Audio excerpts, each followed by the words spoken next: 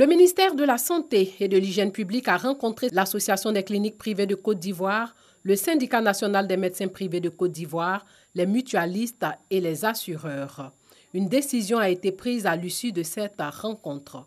Les organisations professionnelles, que sont l'ACPCI et le Syndicat national des médecins privés de Côte d'Ivoire, ont décidé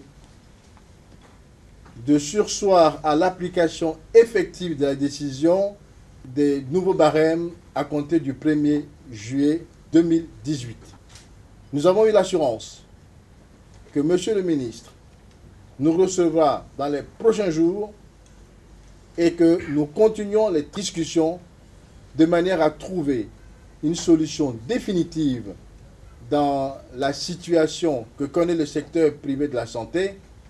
Cela non seulement dans l'intérêt de nos établissements, dans l'intérêt des professionnels que nous sommes, mais aussi dans l'intérêt de la population.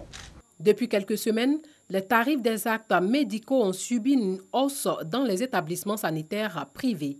Une mesure qui a fait grincer des dents, particulièrement chez les adhérents des mutuelles sociales de Côte d'Ivoire, partenaires privilégiés des cliniques privées dont la clientèle est composée à plus de 60% de bénéficiaires des mutuelles. Une décision saluée par les mutualistes et assureurs en attendant qu'une solution définitive soit trouvée. Dans les administrations publiques comme dans la classe politique ivoirienne, les femmes sont encore peu représentées. La preuve, sur 255 sièges à l'Assemblée nationale, seulement 28 sont occupés par les femmes. Un tableau sombre pour la promotion du genre en Côte d'Ivoire. Pour réparer cette inégalité, un congrès interafricain est initié par le Bureau international de la femme et de l'enfant. Il est prévu du 17 au 19 avril 2019 à Abidjan. L'information est donnée au cours de cette conférence de presse. On veut donner la parité aux femmes et aux hommes en Côte d'Ivoire. Et cette loi, malgré le fait que le président l'affirme, n'est pas encore prise et traîne encore dans le couloir. Donc notre congrès, pour marquer le pas, afin d'amener les autorités à prendre cette loi sur la parité. On classe les pays par rapport au genre et la Côte d'Ivoire occupe la 43e place, juste à côté du Niger. On a le Burkina Faso qui est peut-être à la 15e place, le Bénin en haut, le Sénégal en haut. Il n'est pas normal que la Côte d'Ivoire occupe la 43e place.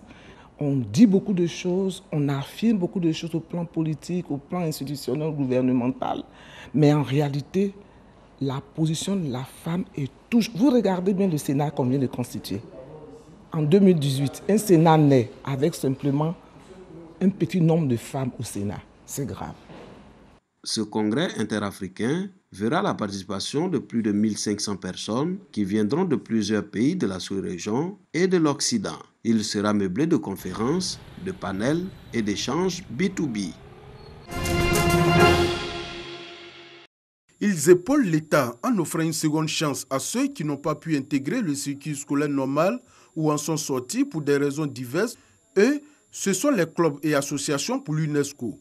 Au nombre de 152 reconnus officiellement par l'État, ils ont décidé de se donner les moyens de réussir les missions qui leur sont confiées.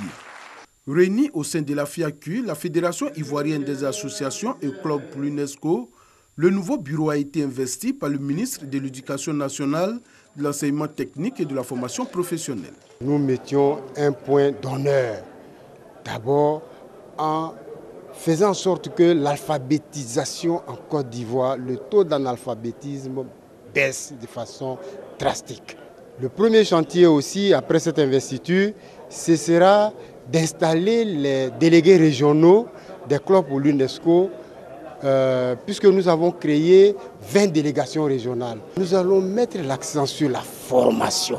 Procédant à l'investiture du nouveau bureau de la FIAQ, Kandia Camara a exhorté les membres à tout mettre en œuvre pour mériter la confiance placée en eux. Si vous avez au sein de votre fédération des clubs et associations crédibles, cela crédibilise davantage la fédération.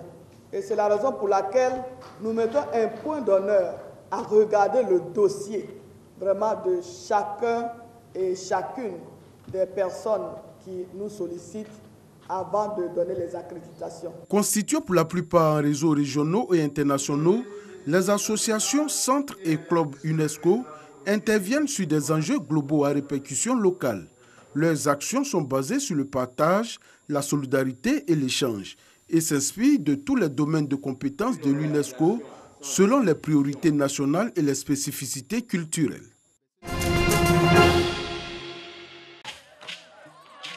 Le Boloy et le balafon de l'Ataa à Korogo pour les accueillir que déjà les scouts catholiques, les pieds dans la civilisation, c'est nous faut. Je venais de découvrir une nouvelle danse, c'est le balafon. Quand j'ai regardé les vieilles, les tontons, ils étaient à danser. Moi aussi, ça m'a pris, donc je suis parti danser. Cette danse, ça me rappelle que dans la Côte d'Ivoire, il y a plein de coutumes et des danses différentes. Ces gamins, 650 environ, participent au Carnalou 2018, la 5e édition du Carnaval national des Louveteaux, ces scouts catholiques de 8 à 12 ans. 10 jours pour intégrer les devoirs envers soi, les autres et Dieu, conformément aux 17 objectifs du développement durable, d'où le terme de ce rassemblement, enfance et développement durable. Nous leur apprendrons à séparer les ordures plastiques des ordures biodégradables, à aimer leur pays, à aimer la planète. Nous leur apprendrons à aimer le prochain, à servir. Nos enfants sont les citoyens de demain. Et demain, qu'est-ce qu'on leur lègue? On doit nous utiliser cet environnement de sorte que demain, ils puissent avoir de quoi vivre, de quoi survivre. Semer la graine de l'artisan de paix et de développement durable, le Carnalou 2018 est soutenu par le Premier ministre Amadou Gon Coulibaly, explique son conseiller spécial. Silou Essiélé motive la tenue de ce camp en pays Sénoufo par la similitude entre deux écoles, scoutisme et poro. Dans cette organisation, on vous éduque à un certain nombre de valeurs, le respect des aînés, l'humilité, l'écoute, le respect de la parole donnée. Carnalou 2018, aussi le rendez-vous du donner et du recevoir entre scouts catholiques et population Sénoufo, la messe d'ouverture du dit rassemblement en a planté le décor dans la ferveur et l'acceptation mutuelle.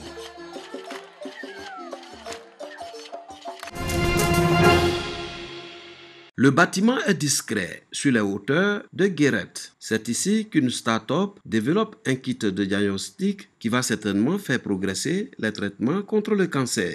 On s'est rendu compte qu'actuellement, il y avait une problématique qui n'était pas couverte par un certain nombre de tests diagnostiques qui consistaient à mettre en évidence des cellules souches cancéreuses.